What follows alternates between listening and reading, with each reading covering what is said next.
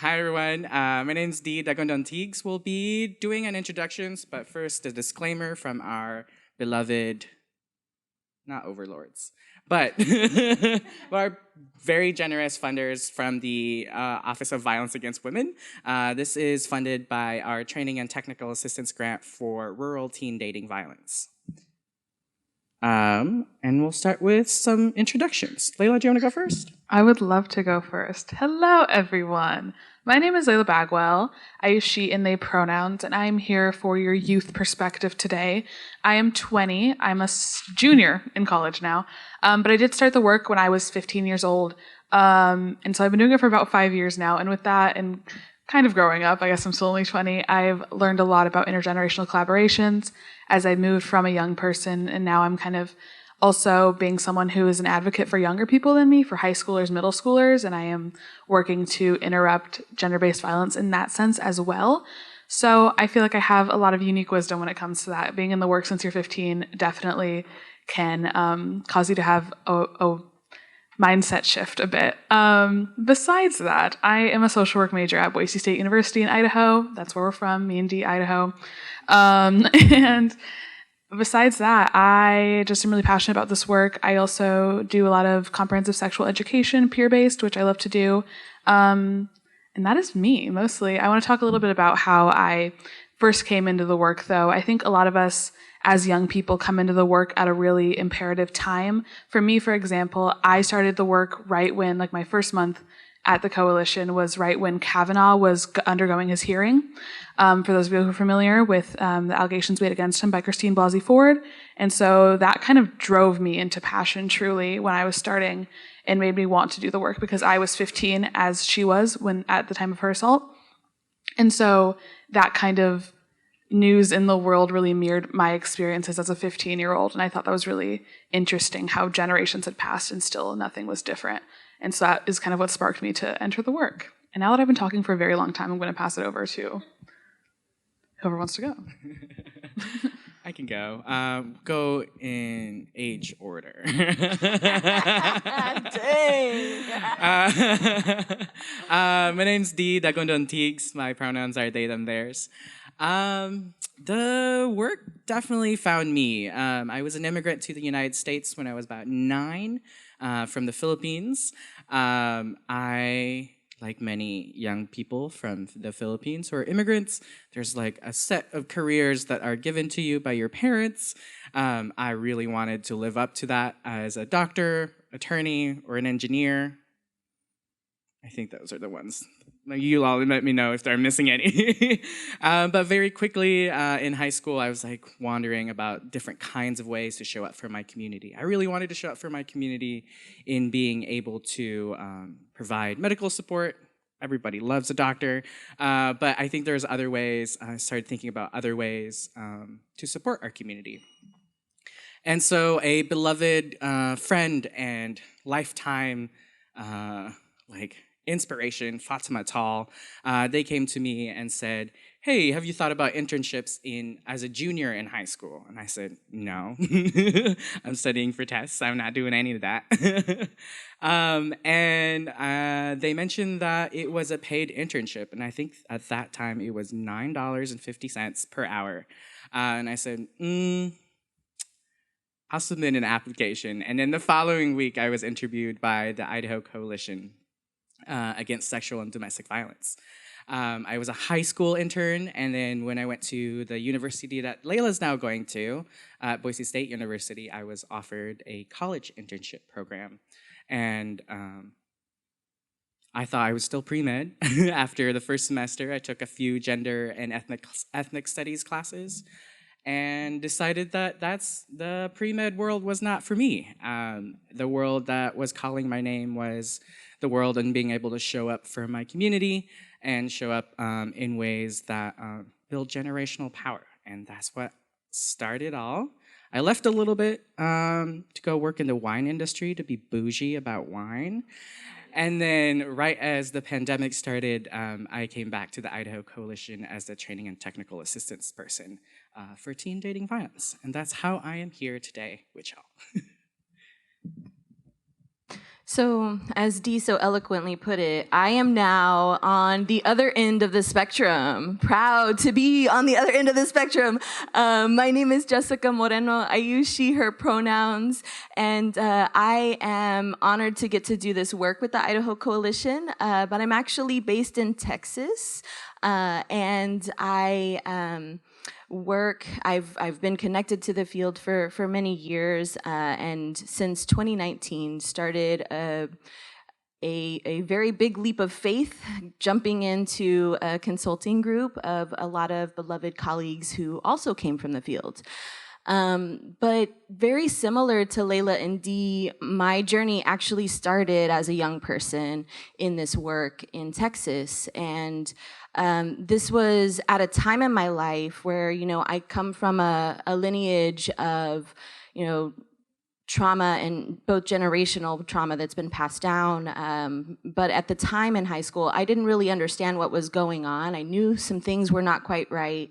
But I didn't fully know all of the stories of my family. And so, I was fortunate enough or lucky enough to be in advanced placement classes in my school, because that was actually the only way at the time that the local program was recruiting young people to be part of their youth leadership program. That has since changed, thankfully. But because I was in these classes where they thought all the student leaders were, I was able to be a part of this group where they were training us to be peer counselors and understand how to know our capacity as young people to be there for our friends, but at the same time, know when it was time to maybe refer to our mentor. And so, this was where I really found, I was very shy, and so it was where I found and honed some of my ability to do public speaking work. But really, it was the start of not only my trajectory in this field, but really the start of my own healing work and things that I wanted to bring back to my family over time. And what I will say is that it also, in a lot of ways, allowed me to learn about the stories of my family's history with violence in our own circles and in our own family lineage, and really be there to support some of my family members as I was going through my career, also in social work. There's a lot of similarities. I wonder why we hang out. But yeah, so that's where I kind of got my start and my footing. And this was at a time in Texas where, we were just starting to advocate for things like, a Teen Dating Violence Awareness Month, and, statutes that would require schools to address these issues in Texas schools. And so it was a very exciting time as a young person to be taken seriously by all of these adults and them really listen to us for some time. And I carried that with me throughout my career. Most of my work has been both as a youth counselor and working with young people, as partners in this work. And so when the Idaho Coalition invited me to be a part of their project, something that's been really special. I didn't know Layla and Dee very much. So, through the past few years, we've also been honing our own relationship in this work. And I think we used to talk about this as youth-adult partnership, and we've kind of also grown into thinking more about this intergenerational approach, because there's so much value to what Layla brings, there's so much value to what Dee brings, there's so much value to what I bring, and also some of our other elder colleagues. And so we're just going to lean into both our histories and our stories in the field as we're talking today about our journey and the Idaho Coalition's journey in the many phases and the many ways that it has looked to work with young people over time. And I'll also bring in some stories from Texas. So thank you for letting us just kind of slowly get into it. And our hope too is that you're getting to know us, and these are relationships we can start now and continue to talk about when we go back home, wherever that is for all of us. So yeah, I think I'm passing it back to you, Layla. She was off. Okay, so we're going to be doing a hands up, hands down activity. We kind of just want to get a gauge of where y'all are at in your journey of including young people in your practices, as well as kind of we want to hear about your experiences as a young person. So I'm just going to ask y'all to raise your hands if the statement applies to you. Sound easy enough? Sound good? Okay. Raise your hand if you were ever part of a youth leadership program. Okay, I like this number. Raise your hand if you had adults that valued your opinions as a young person. I wish I saw all of you raising your hands, but we'll talk about that today. Raise your hand if you had a trusted adult as a young person. Okay. Raise your hand if, as a young person, you felt like your community was looking out for you. Wow, okay. Raise your hand if you have a program working with young people currently. Good for y'all. Raise your hand if you currently work with young people. Awesome. Raise your hand if you don't currently work with young people, but you really want to.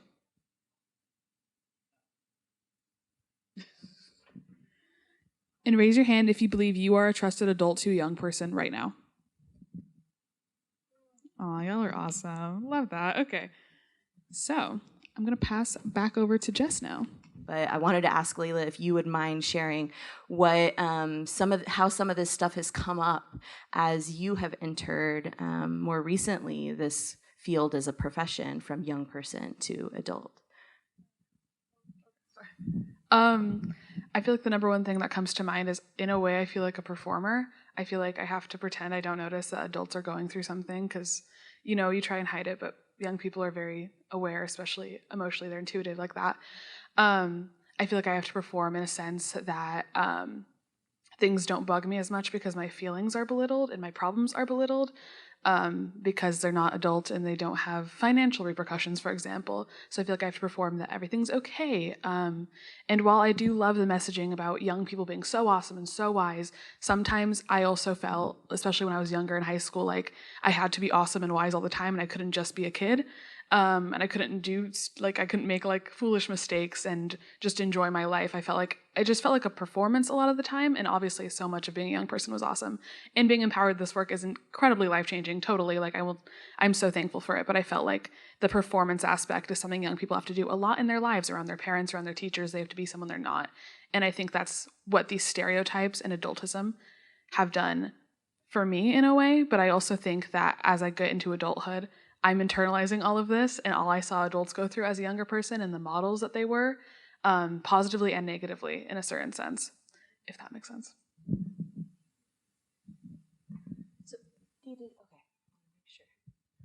So I promised we would flip the script and we're not going to stay just in the negativity because that's not helpful for us. It's important for us to be aware, right, so that we can do our deeper work of thinking about how these messages have impacted us personally, because they have.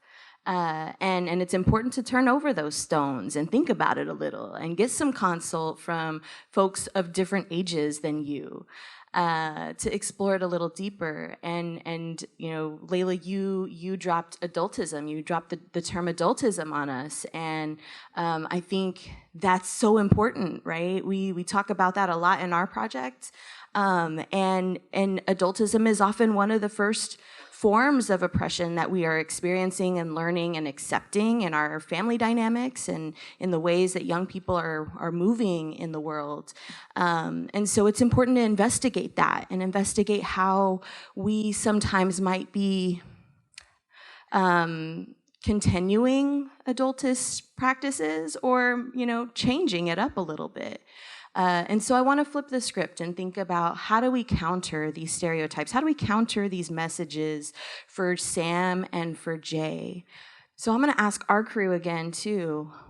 What were some of the things in our kind of young person to adult professional, if you will, what were some of the things that we received from colleagues, from mentors, from others that helped counter this crap for us?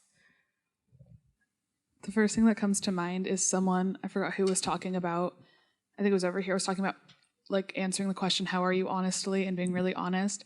I once had a lovely, lovely supervisor at the coalition who would always answer something along the lines of like, I'm doing really shitty, but it's not your problem necessarily. So it's a good balance of not making it a burden for young people and expecting them to hold up your issues just because they're super kind and awesome, but also answering honestly so they have that model. I really appreciated when I was in high school when adults owned up to their mistakes. I think the part that we ask of young people is to share or even like give grace, but also give them honor while they make their mistakes and never name it.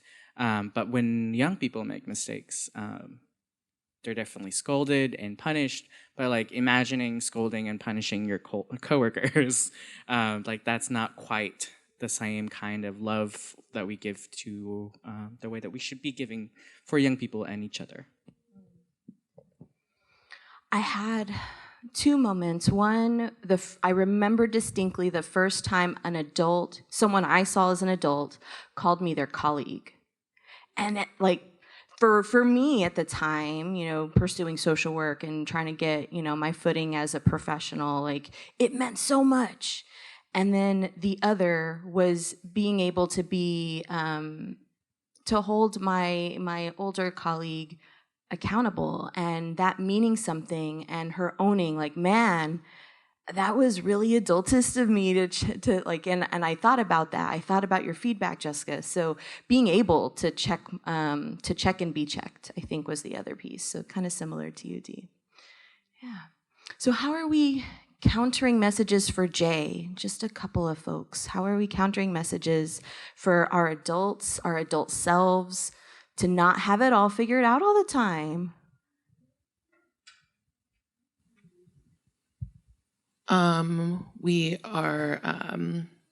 We're not expected to have all the answers. Nobody has all the answers. And I think just like reminding yourself that is super important when you walk into the space to say, you know, hey, I don't have every answer that you can ask me any question you want. Doesn't mean I'm gonna have all the answers. But if I don't know the answer, then I'll bring it to you. Like, having that in our back pocket and also validating that for each other. Like, Dee, I don't know what to do. How do I do this? We don't have to know. We don't have to know. Okay, so we wanted to do this framing too, and we're going to walk through some strategies and experiences specifically about how these things have come up in the Idaho Coalition's history, but also how Idaho Coalition, and I will say name D in particular, as well as other key staff, have really challenged and countered and tried something new each step of the way too. Thanks, Jess. I think before I move into this part, I think we're training in technical assistance providers for adults to start working with young people in providing services to young people who experience teen dating violence. There's always going to be another training, and there's always going to be another thing. But I would think what I really appreciate about that particular activity and practice is that it really moves us into this deep sense of like moving from a place of feeling. I think in the world that we live in, there's always this practice in white supremacy where like, if I read more, if I can practice, or if I can promise this to my grant managers or like evaluators as something that's evidence-based, then I can come up with a better strategy when we've already known that a strategy of deep human empathy with each other already works. I think another thing, an example of like young people are aware is that if you've ever had two toddlers in front of each other and you gave one of them a treat and the other one not a treat, very clearly, not even with words, you can look in that young person's eye and still see that they're noticing injustice in this world at a very, very young age. And I think that if we move from that place of like deep feeling, with young people and the young people in our lives, not just the young people we provide services to, but also the young people who we regularly come in contact with, our nieces, nephews, nibblings. Those are the places that like are early opportunities for intervention and violence. Now, I get to talk about the not so fun stuff, about like the organizational things that allow for shifts like these to happen within our organizations, and maybe can be modeled after yours.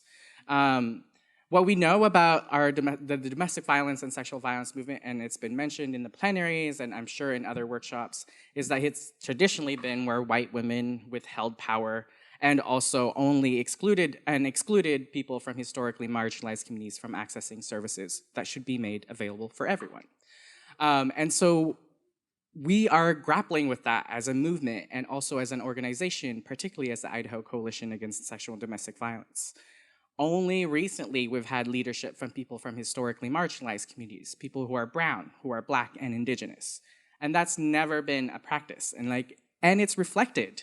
It was reflected in our programming, and it was reflected in the people who we service, and it was reflected about which people thought that they could access those services, particularly with our domestic violence programs and sexual violence programs. And that is real. And now that we're like making these shifts, it also has to be internally reflected within our organizations. And it can't just be like this, oh, we've just considered diversity, equity, inclusions, and now the services are going to be magically better.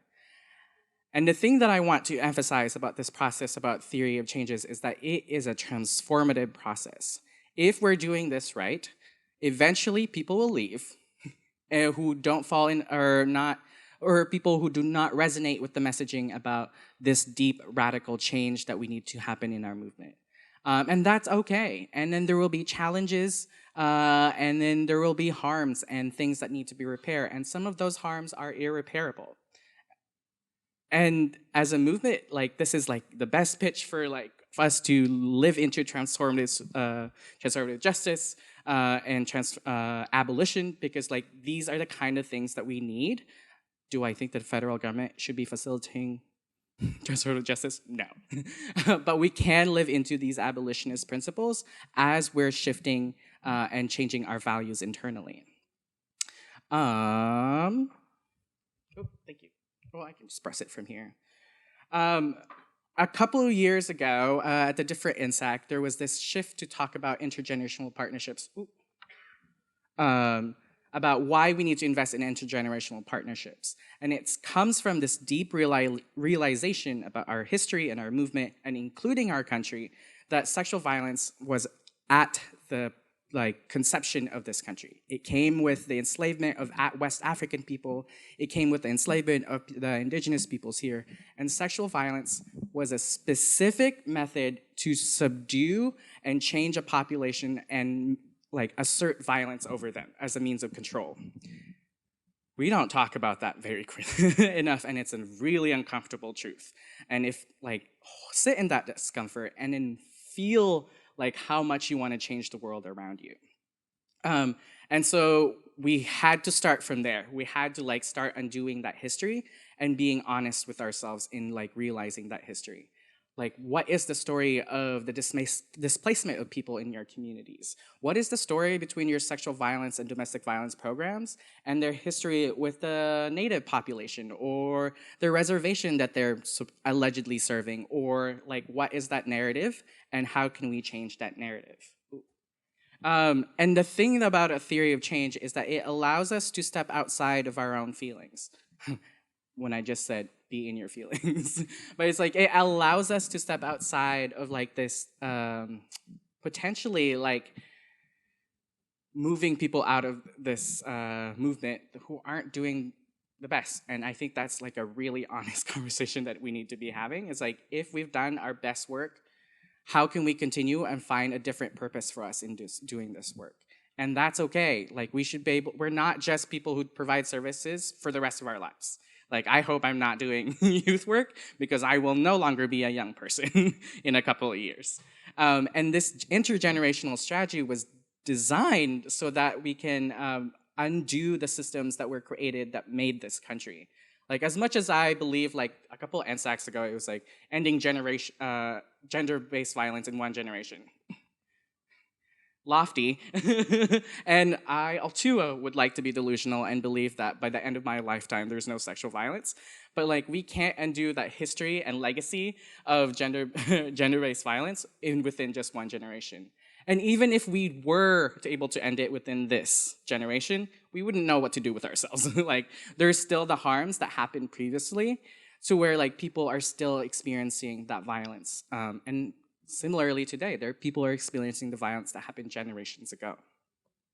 And for this theory of change, it allowed us to be able to move towards a certain horizon together. It allowed us to define like a point in the horizon of like, that's where we want to go. There are multiple ways to get there. There are multiple like vehicles. We could fly. I mean, I wish we could fly all the time towards that horizon, but that's not necessarily feasible. We could walk. We could make sure that everyone moves along with us towards that direction, and it's a multi-generational strategy to get towards that horizon. About 15 years ago, the Idaho Coalition, and I will tell y'all all the tea. No, not all the tea. About like what was like a different kinds of iterations in our youth programming. At the beginning, it was this desire to include young people. Compensating young people was still like on the line. We were thinking about it as like, oh, we can compensate them for some things, but not all the things. But we primarily want them to be volunteers. But we wanted them to like be as accesses, like pull them in when we need them and only when we need them. And then that's when we started acknowledging that adultism was a thing, or like we were practicing adultism. And that's where we had to be really honest. And this also reflected in the young people that we recruited. These were children of doctors, lawyers, very wealthy people, and no shade, because I do think it takes all of us to end gender-based violence. But like we were not centering the experiences of people who were most marginalized, people who were, like if these young people were to experience gender violence, and some of them did, like I'm not saying that they're not vulnerable to sexual violence, the systems were created for them. And so how could our systems improve if we aren't considering, or if we aren't intentionally centering the experiences of people who have historically fallen through and we have excluded from this movement?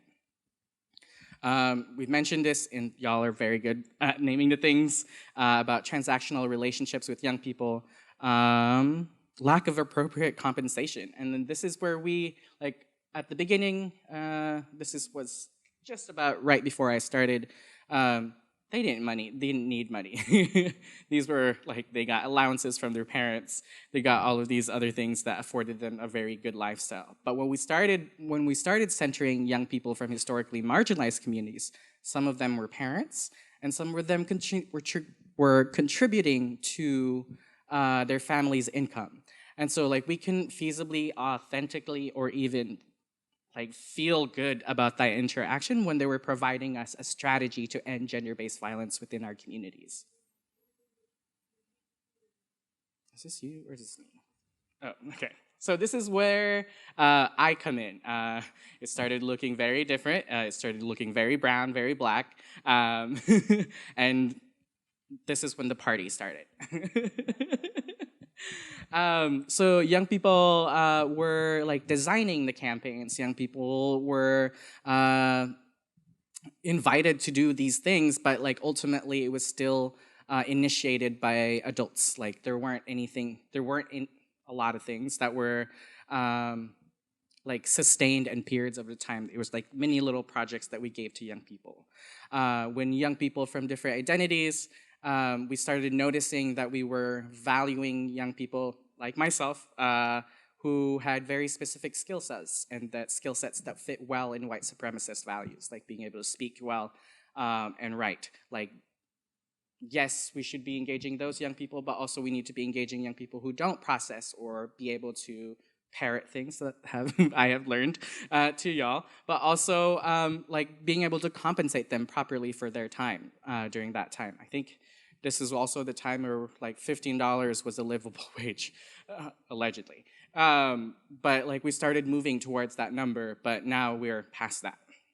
But it was still rooted in paternalism, that young people needed our help to be able to initiate, or that they needed like this adult assertion of power to initiate whatever they needed to do within their communities.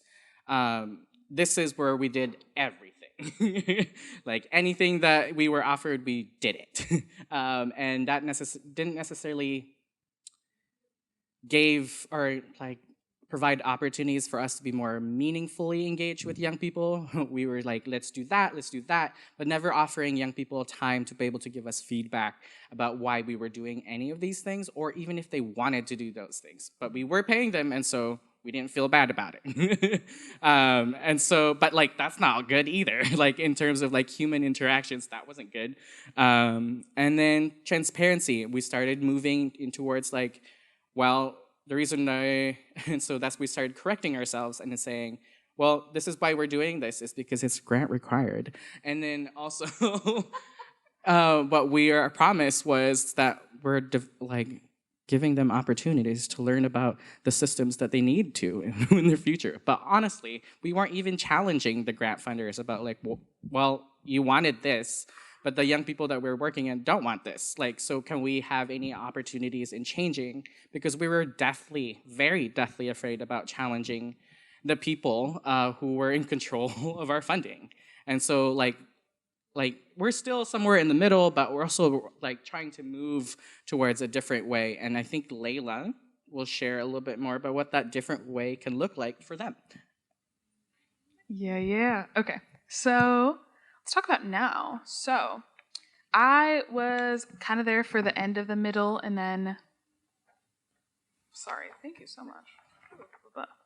Got my notes all messed up here. So yeah, I was kind of there for the beginning, for like towards the end of the middle, and then I'm kind of here in the now because my group kind of came and shook things up a little bit.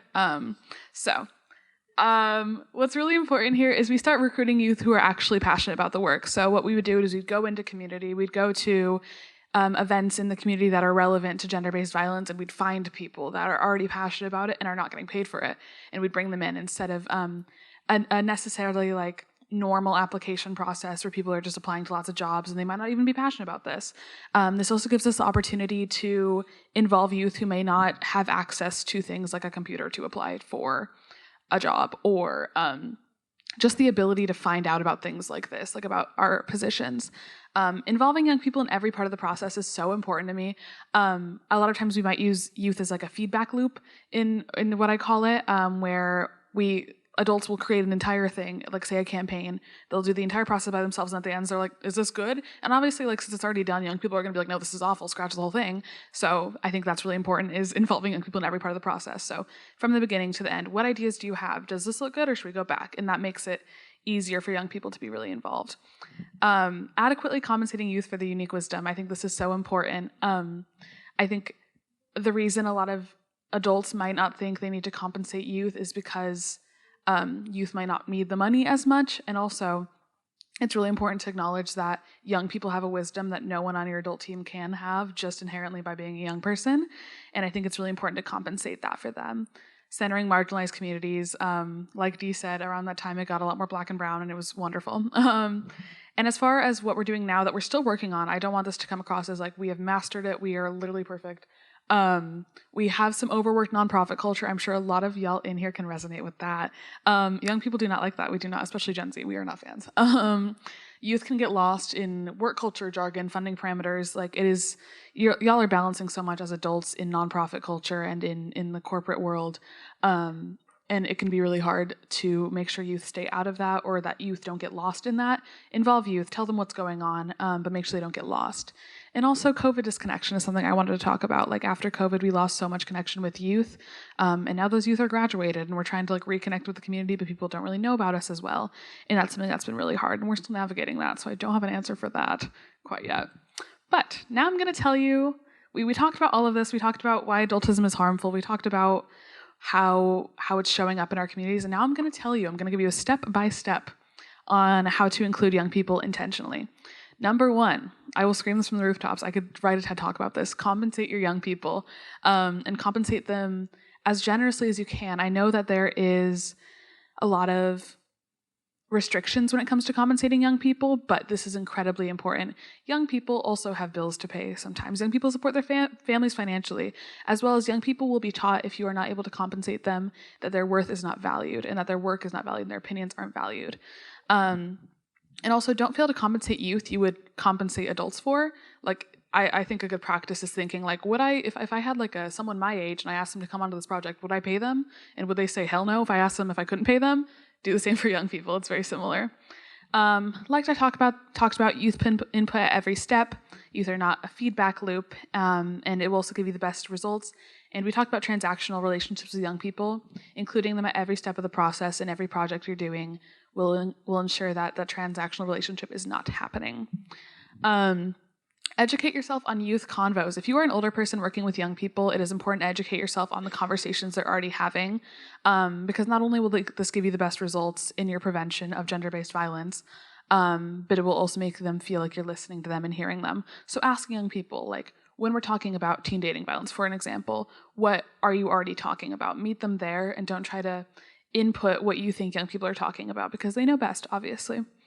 No expectation for youth to disclose. I think this is something I've experienced a lot in my time, is I will go into a space where we're talking about gender-based violence, for example, and they want me to tell every single thing I've ever gone through, and that's not appropriate, and it's also creating a really harmful relationship with the young people, as well as it can be more difficult for young people to disclose because there is mandatory reporting and parents involved. So don't expect that at all. There is still so much information that is valuable that you can get from young people without a disclosure and without getting into the nitty-gritty of those details, for example. Authentic relationships with young people. This is my favorite one. Someone had mentioned when we were doing this activity about asking them what movies they like. I think this is so important. I remember when I got onboarded at the Coalition, the first week was just like them getting to know us, and I got to talk about everything I loved and my life, and that made it so much easier for me to trust the adult that I was working with. So ask them about their hobbies, their interests. Don't dive. First day, my recommendation is, like, the first day should not just be, what are we doing? How are we working? It should be like, what do you like? What are you like? You know, getting to know those young people authentically is really, really important. So yeah, also human check-ins before starting to work. That's what we call them, kind of human check-ins. So where are you? How are you feeling? If you're about to start like an hour and a half meeting, like, let them rant for a little bit, especially if it's after school, for example. Like, what happened at school? Are you okay? How are you feeling? Because also, if you don't meet with them there in that space and kind of where they are, if they had a terrible day at school and you just dive right into work, they're not going to be able to give you what you need, and you're not going to be able to give them what you need. Vice versa, sorry. So yeah, tell them about yourselves, and it will encourage them to do the same as well. Like, not only do we want to see the humanity in young people want to see the humanity in you. They want to see you as someone that is authentic and is able to talk about yourself, and I think that's going to be really important. Owning our mistakes. This is a really hard one for adults, and I think it's because we talked about today the expectation for adults to have it all figured out. So creating a culture of accountability and learning from mistakes is going to be so important. And if you don't own your mistakes, you can't necessarily learn from them. And as an adult working with young people, you're going to make mistakes, and that's inherent. And that's totally okay. But owning them makes it so young people trust you so much more, I think.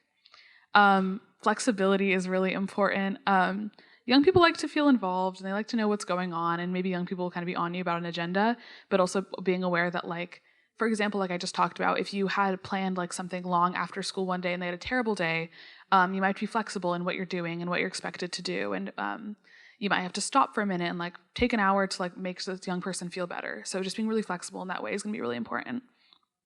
Being transparent. Don't hide things or gloss them over. This like really comes to mind with me with like the grants, for example, like things that are happening within the organization. Like, you don't have to hide these things or gloss them over because you don't think they'll understand. Being transparent about like kind of like what Dee said, like, we're doing this because the grant manager said we have to, you know. I think that's gonna be really important so they're not feeling like lost. I've always found like the more I find out about the org and about like what everyone else is doing, even like I know it can be, if you only have a few people on staff that are working with youth, the youth can feel kind of removed from the rest of the org. But having that transparency is really important so they know how it all works as a well-oiled machine, you know? Finally, slow down. Capitalistic practices have made it so everyone feels like they have to work so fast and move so fast, but don't let young people get lost in the hustle and bustle of all of it.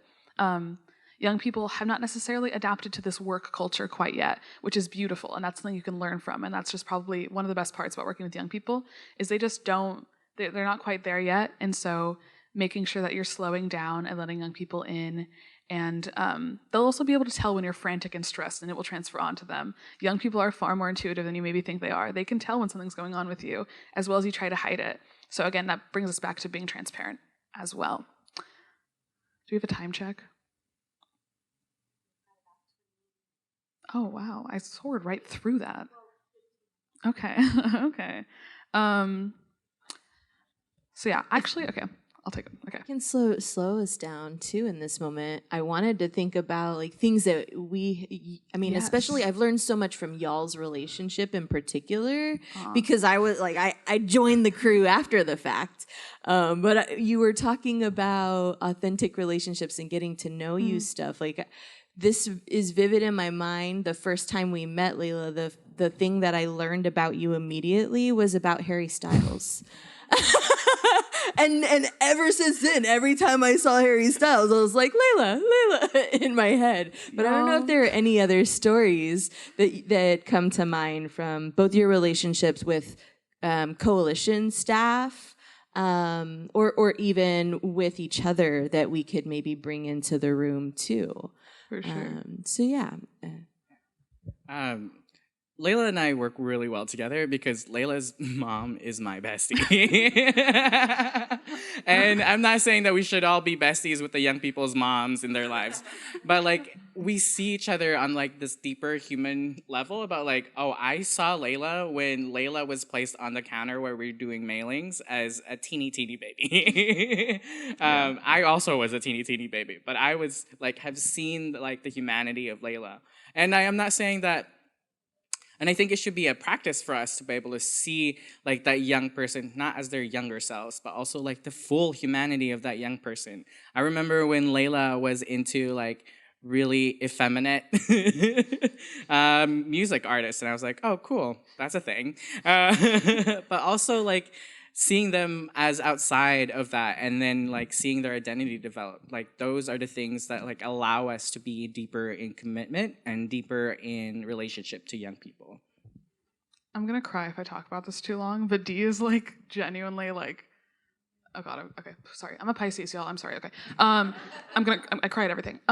But Dee has genuinely taught me everything I know, and I think so much more of that than like anything else is just about being a person and a human, especially a queer person in Idaho. I've learned so much about that from Dee and how to navigate that. And all of that just comes from authentic relationship and authentic communication. Like so many times we'll go out to lunch like during work hours, and I'll be like, okay, this grant, and Dee is like, hold on. Let me tell you the tea. Like, let me tell you what's going on in my life. And I'm like, okay. So I think that's truly, like I've learned so much about work from Dee, and I've learned so much about gender-based violence, but I've learned so much more about life.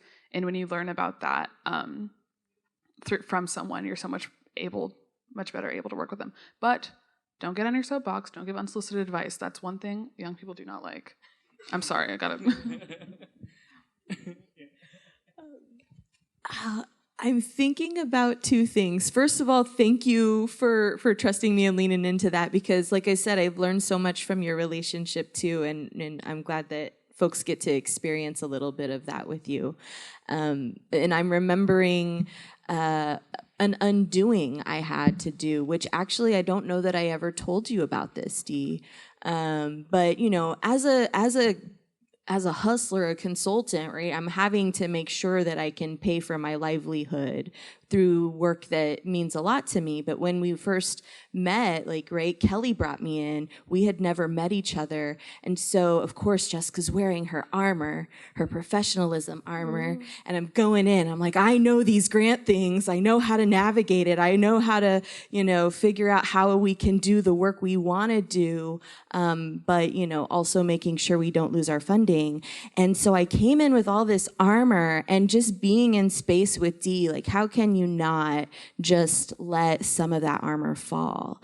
And that meant so much to be able to just show up as myself with you, and and get comfy in my new role as like, I don't know if I'm baby elder status yet, but there is 10 years between us, so I'm leaning into it a little bit more now.